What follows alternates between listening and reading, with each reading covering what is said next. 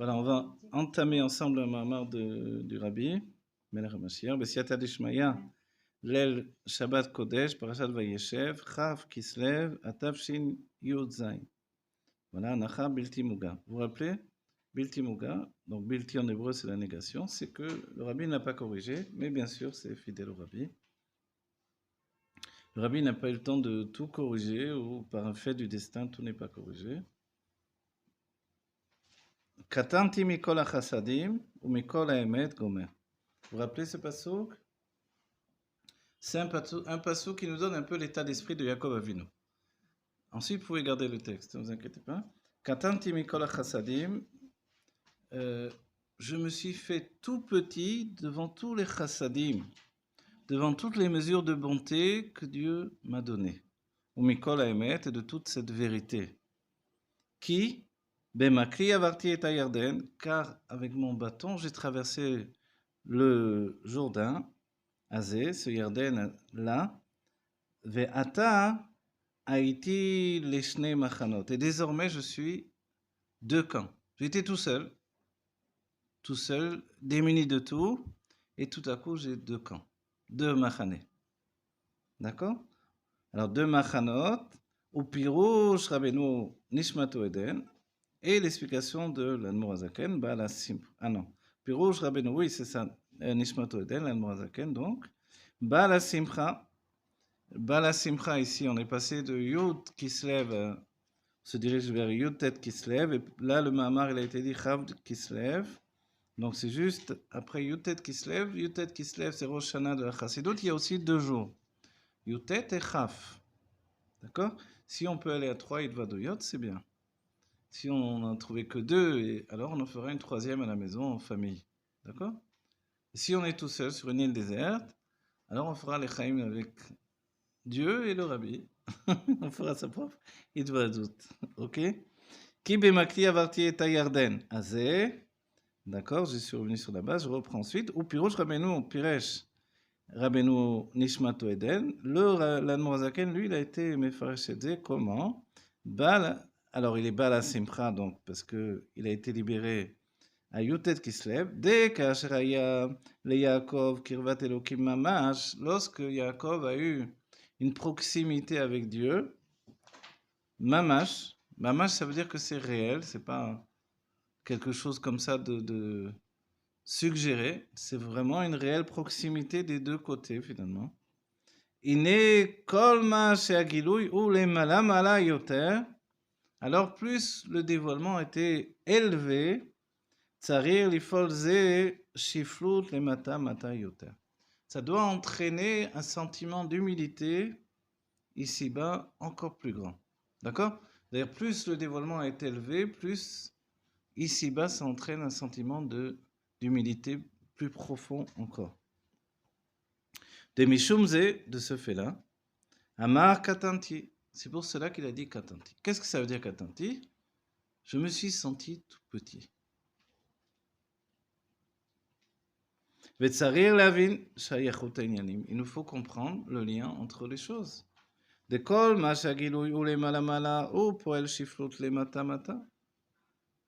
Pourquoi? Comment c'est possible que plus le dévoilement est élevé, donc en français peut-être qu'on ne se rend pas bien compte, parce que je dis simplement élevé et il entraîne de l'humilité, mais quand on dit les malamala, ça veut dire en haut, tout en haut, et le contraire, c'est tout en bas, tout en bas. Donc il y a vraiment deux sens opposés. Moi, je me fais tout petit, tout en bas, parce que le dévoilement est tout en haut, tout en haut. Il faut aussi marquer ce point-là. Quoi qu'il en soit, dans les termes tels qu'on le perçoit, évidemment, c'est l'essentiel.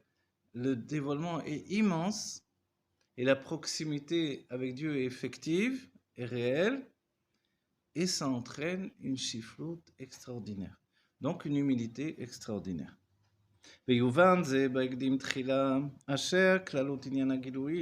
Ceci sera compréhensible lorsqu'on devance auparavant la généralité des sujets des dévoilements. Aïnou, Inyan Aor, le sujet de la lumière. Ou Davar Nosaf Alaetzem. La lumière elle-même, elle est comme un rajout à l'essence. c'est un état rajouté au sujet de l'essence de Dieu.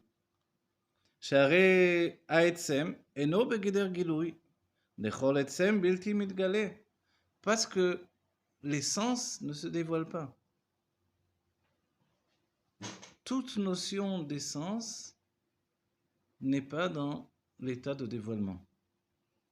והאור הוא גילוי, par contre la lumière elle est dans une situation de dévoilement. ולזאת הנה האור הוא דבר נוסף על העצם, de ce fait là, la lumière elle est un sujet qui est un rajout à l'essence.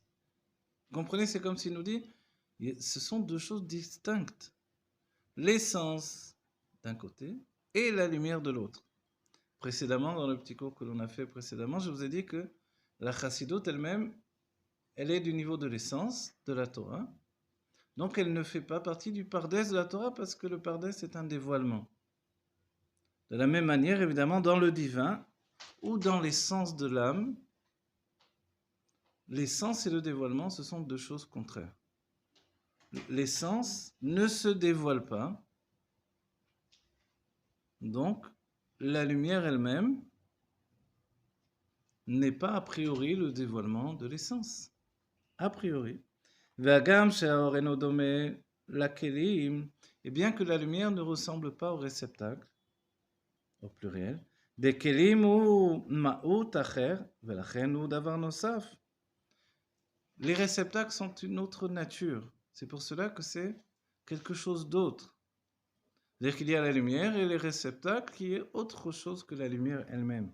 מה שאין כן האור הרי אינו מהות אחר מן העצם. Par contre, la lumière, elle n'est pas une autre nature que la nature profonde de l'essence. On se dit, attends. C'est une chose et son contraire qu'il me dit. C'est vrai que toute notion du divin, c'est toujours une chose et son contraire. Le divin, c'est aussi la notion de paradoxe. Il ne peut pas y avoir de dévoilement divin sans notion de paradoxe. Comme on l'a dit précédemment, l'infini est la limite.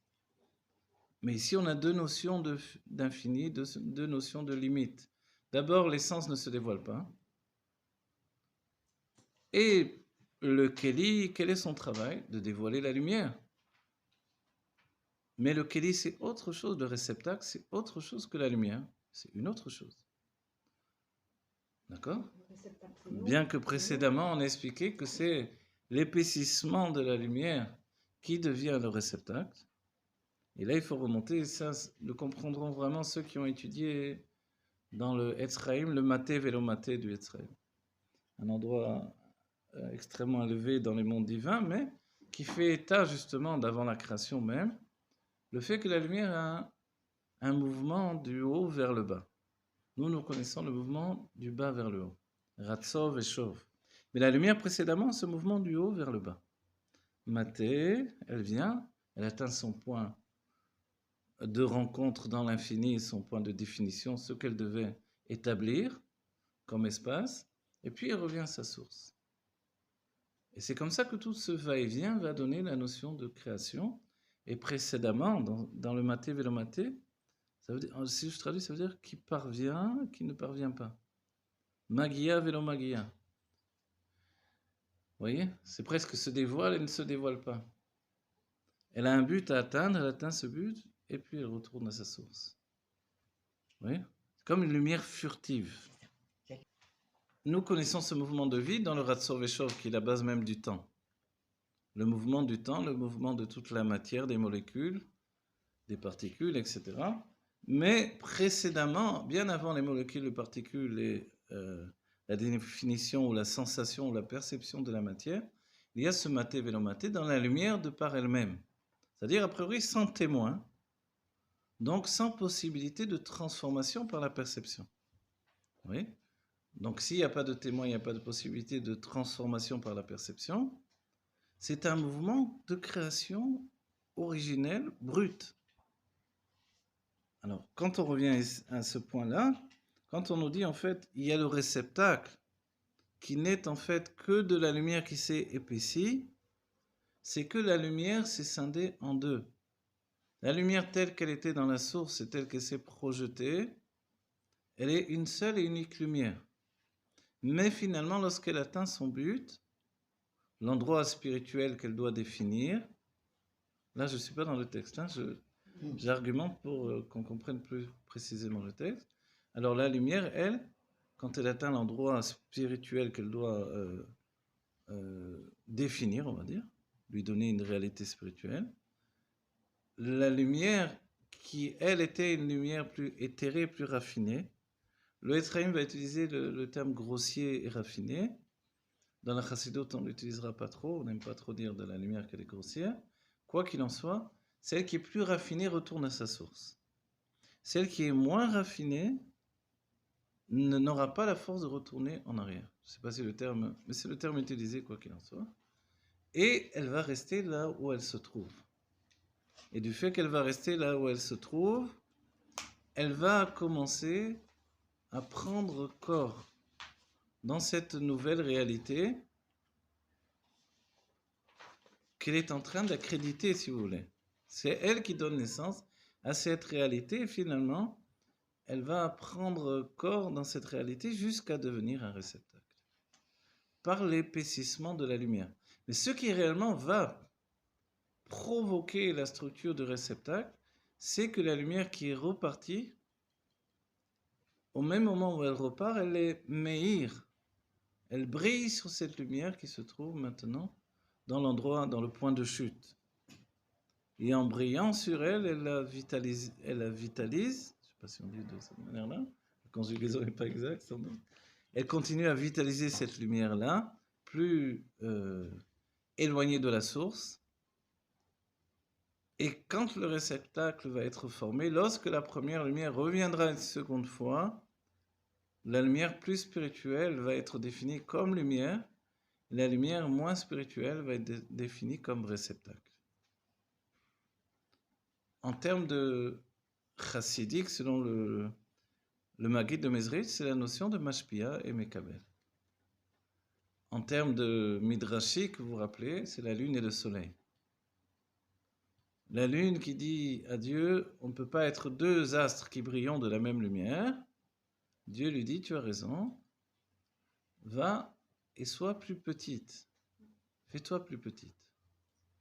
Et tout à coup, elle se transforme en réceptacle. C'est-à-dire, elle va recevoir l'influence de la lumière du soleil. Et elle devient le Mekabel, celle qui reçoit. Et c'est comme ça qu'elle a donné naissance au Mashpia, à celui qui influence. Et Léatil Lavo, elle va retrouver sa forme de Mashpia à nouveau, d'influenceur, et c'est cette notion qui s'appelle Eshet Reil Ateret Baal. Une femme vertueuse est la couronne de son mari. Tout à coup, elle va influencer à un tel degré qu'elle devient le Mashpia. Et lui va être le Mekabel de celle qu'il continue à influencer tout de même. C'est assez particulier. C'est-à-dire que l'influence des deux côtés ne s'interrompt pas. Et c'est pour ça que l'on dira, la matière, j'ai étudié de mes maîtres, j'ai étudié de mes chavotot, de mes compagnons d'études, donc qui a priori sont au même niveau, plus ou moins. Omital midai yoter mikulam. Mais j'ai appris beaucoup plus de mes élèves. Donc si j'ai appris de beaucoup plus de mes élèves sont devenus mes mashpim. J'ai reçu de l'influence de mes élèves par le biais des questions de mes élèves. Ils ont réussi à argumenter de telle manière à ce que mon intellect se structure dans un niveau encore plus profond. C'est-à-dire que celui qui comprend n'a pas besoin d'argumenter pour définir sa compréhension. Mais quand quelqu'un ne comprend pas et objecte des objections, alors forcément il faut découvrir pourquoi j'ai raison et pourquoi ce que j'enseigne est véritable. Et alors là, je suis obligé de le structurer dans une organisation d'influence qui va aboutir à une compréhension. C'est comme ça que Chokhmah donne naissance à Bina, mais d'un certain point de vue, Bina enfante même la Chokhmah elle-même, quand elle devient Mashpia. Comprenez? Bon. Et ici, le rabbi nous dit quelque chose d'extraordinaire. Aetzem lo mitgale, l'essence ne se dévoile pas. Et si l'essence ne se dévoile pas, comment ça se fait qu'ensuite il nous dit que le réceptacle n'est pas de la nature de la lumière, c'est quelque chose d'autre, puisque le réceptacle, a priori, ça n'existe pas. Il ne tient que sur la volonté divine. Il est en fait, il vient, j'allais dire presque, il vient au monde. Ça ne veut rien dire dans les mondes divins, quoi qu'il en soit. Il apparaît par le biais du Reshimo, le plan divin qui a précédé la création. Et dès qu'il y a le Tzimtzum, comme la mer qui se retire, on découvre, oui, avec la fonte des glaces, ou le contraire, avec le réchauffement de la planète, quand les eaux commencent à se dessécher, on découvre des épaves, des cités perdues. Ici, c'est une image qui peut être donnée.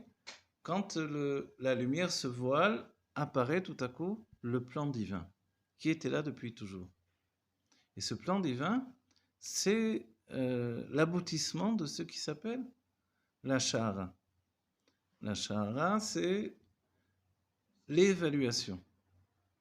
Gelif, Gelifu, Beteiru, Ila, dira le Zohar, que Dieu a fait comme un travail de creuser au-dedans de lui-même.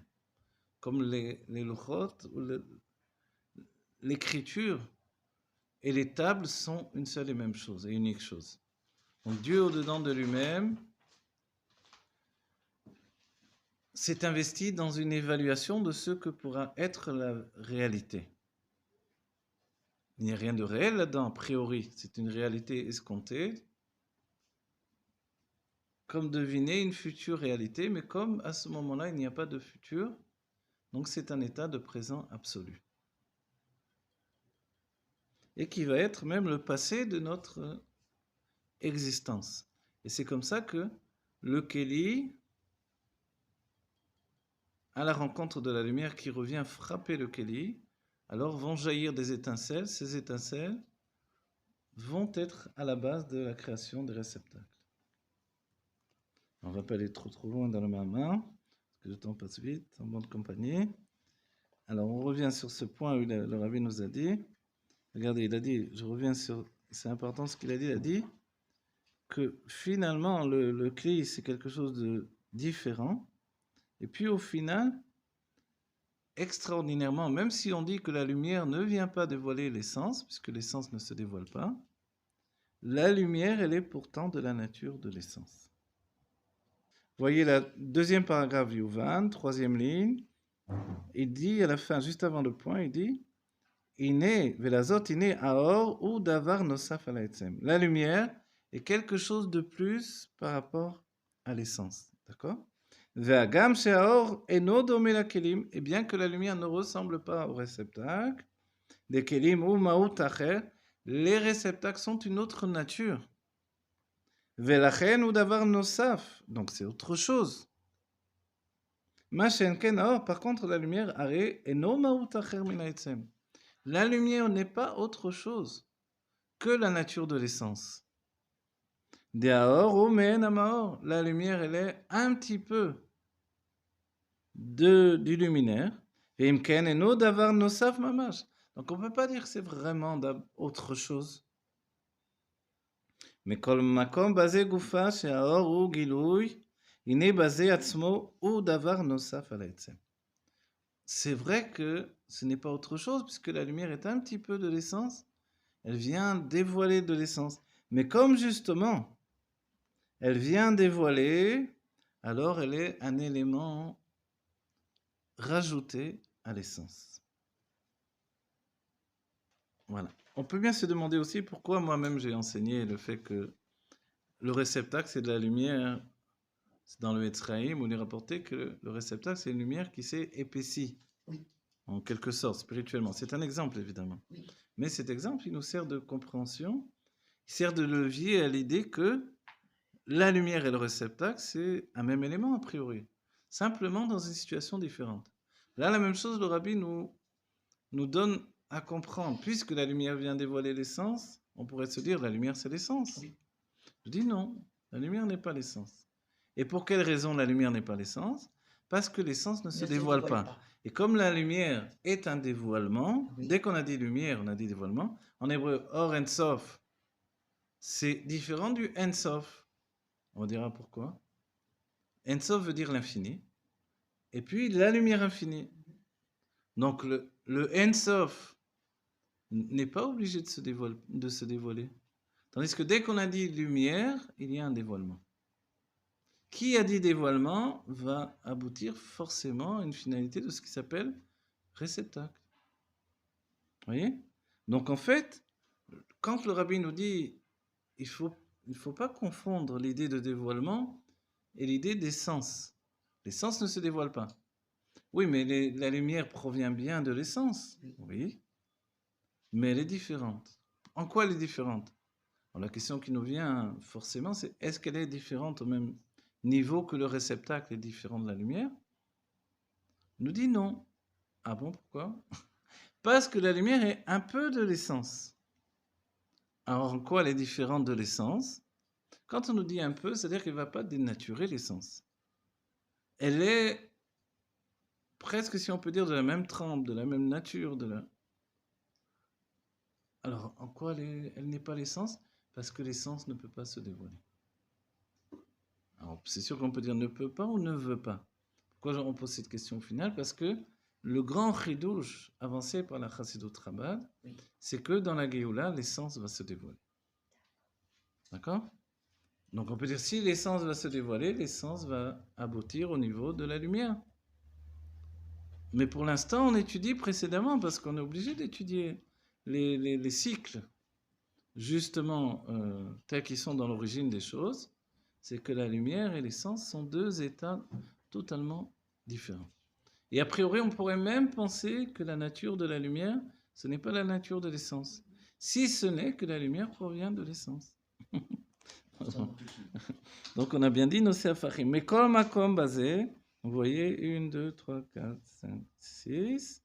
La ligne commence par Nosaf Mamash. Mais kol makom basé, chez Aor ou Gilouy, Iné basé Atzmo, ou Davar Nosaf Alaïnsem. Donc voilà, c'est son point de important. C'est parce que la lumière est un dévoilement, qu'elle est quelque chose comme un rajout à l'essence. Sha'are Etzem eno begeder Gilouy. Parce que l'essence n'est pas dans un état, dans une structure de dévoilement. Velazot ine aor she'u gilouy ou davar nosaf ou mechudash al etzem. Parce que la lumière qui est un dévoilement, c'est quelque chose de rajouté à l'essence. Ve'en ze dome le praté à madrigot she'ishnam be'or gufa. Et ceci ne ressemble pas au degré que l'on peut découvrir dans la lumière elle-même. Chez Amadriga Tartona ou Gilouy Legabe Madriga Eliona, que le niveau inférieur est un dévoilement par rapport au niveau supérieur. La Madriga Eliona ou Aelem Legabe Madriga Tartona, que le niveau supérieur est comme un voile par rapport au niveau inférieur. Donc on aurait pu penser, ah c'est comme ça le Etsem, l'essence par rapport à la lumière. Mais le Rabbi nous dit non, non, non. Ou Mekol Makomine Madriga Tartona. Et nadavar nosaf al madriga eliona. Parce que dans notre exemple ici, quand on dit un niveau supérieur qui peut apparaître comme l'obscurité par rapport à un niveau inférieur, pourquoi ça ne peut pas correspondre au sujet de l'essence et du dévoilement? Parce que on ne parle pas d'un niveau supérieur et inférieur d'une même nature. Comprenez? Parce que le niveau inférieur et supérieur sont reliés l'un avec l'autre. C'est simplement que celui-là est supérieur et celui-là est inférieur. Mais kol makom enze soter la mevoarkan. De toutes les manières, ceci ne vient pas contredire ce qui est rapporté ici. Asher haor ou davar nosaf ala etzem. Du fait que la lumière, c'est quelque chose qui est rajouté à l'essence. Les filles, chez no dome elem sheba or gufa, la elem a etzem. Parce qu'on ne peut pas comparer le fait du voile de la lumière elle-même par rapport au voile de l'essence. Da'elem sheba madrigal yona sheba or ou aelem rak legabe madrigal tartona mimena. Parce que le voile du niveau supérieur n'est un voile que par rapport au niveau inférieur. Vainu shegabe madrigal yona i beprinat gilouy. C'est-à-dire que la lumière supérieure qui apparaît comme un voile pour la lumière inférieure, ou comme une obscurité, Yotzer Or Borech Rocher, en réalité, à son niveau supérieur, elle est un dévoilement. Deba be'atzma, are i begilui ve'alma, ou rak legabe madriga tartona. Le niveau supérieur, par exemple le monde de Bria, le monde de la création, c'est un monde de dévoilement. Simplement, il apparaît comme un voile par rapport au monde de Yetzira, le monde inférieur. She'i ba'elem mi madriga tartona mimena. Elle est comme un voile par rapport au niveau inférieur. ולזאת, הנה המדרגה התחתונה אינה דבר נוסף ומחודש על המדרגה העליונה. C'est pour cela que le niveau inférieur n'est pas un rajout par rapport au niveau supérieur. לפי שגם המדרגה העליונה היא בבחינת גילוי בה בעצמה. Parce que le niveau supérieur est aussi un niveau de dévoilement en lui-même. מה שאין כן בעניין אור ועצם. Par contre, lorsque l'on a parlé de la lumière et de l'essence, הרי ההלם העצם אינו רק מה שהוא בהלם מהאור, כי אם אשר העצם,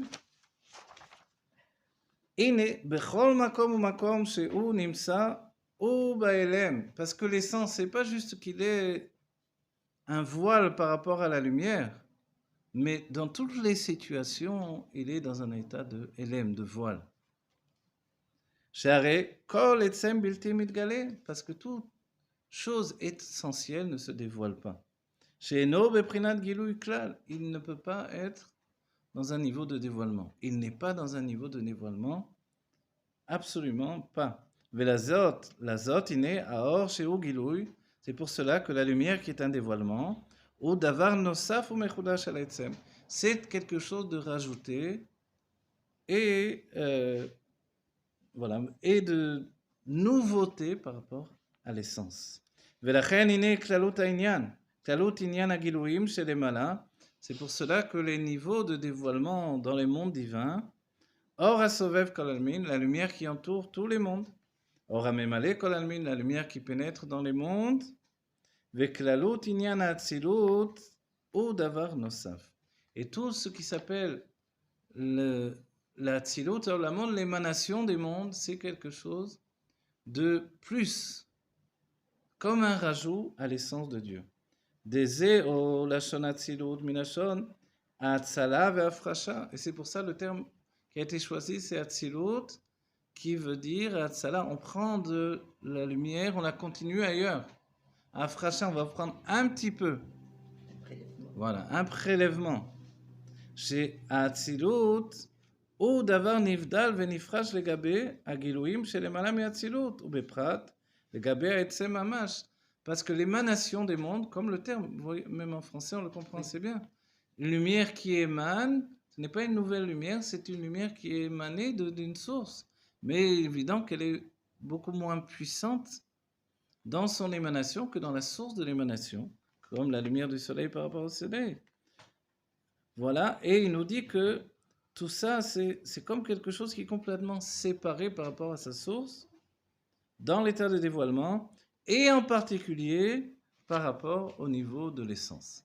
Donc voilà, en termes final, là, dans cette première hôte, on va dire, du Mahama, la lumière, c'est un dévoilement de l'essence, mais l'essence ne se dévoile pas.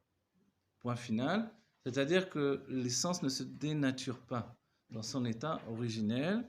Et le miracle de la Géoula, c'est que Dieu va dévoiler son essence, malgré le fait absolu que l'essence ne se dévoile pas. Voilà. Donc c'est le paradoxe. Voilà, c'est le paradoxe. Et ce paradoxe, on le paye d'un exil aussi long, qui est un exil qui nous donne la possibilité de transformer un niveau de l'essence qui ne se dévoile pas, qui ne se transforme pas, en un niveau de l'essence qui va être dévoilé par la perception que la conscience juive, qui a fait Torah et Mitzvot pendant des siècles et a argumenté sur les notions de divin, devient un réceptacle pour le dévoilement de l'essence. Voilà, voilà, merci le Rabbi, qui nous donne de percevoir l'infini, c'est la conscience de l'essence. Amen.